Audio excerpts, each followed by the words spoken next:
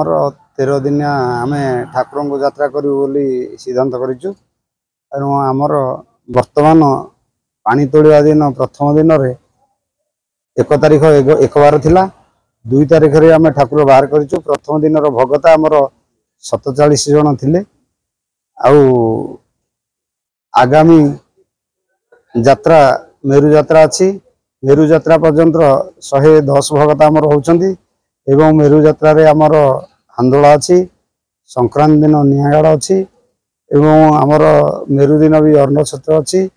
आमर मानसिक झामु यात्रा संक्रांति रे जितेक भक्त सब आसंती पिला मानू धरिकी से काम भी आमे ता भितर सुरक्षित रे कार्य आमे पालन करूँ।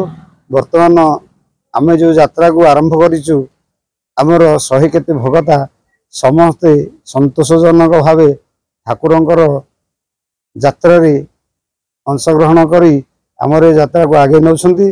प्राय 10-12 मौजा को धरी एमती यही आखपाख गाँव प्राय भगता समस्ते आम यात्रा रे साहाय्य सहयोग करछंती।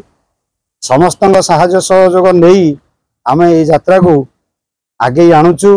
ये दीर्घ मते वर्तमान 51 वर्ष मो पिला दिन ये यात्रा देखी आसुची।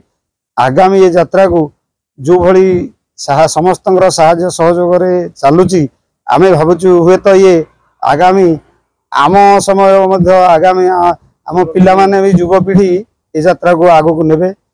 तेणु यही कपिलेश्वर आशीर्वाद रहू। आमे ये यात्रा रे गोटे वक्त पणा सारी समस्ते संतोषजन लाभ करी ए यात्रा को बहु खुशीर सह कौन सी बाधा विघ्न न होई कौन सी कष्ट कहा सहित ठाकुर आशीर्वाद रु कौन सी भक्त किसी असुविधा केतेबेले हेई नाही बा हो नाही। ए यात्रा को यही भली भाबे आमे पालन करूछु।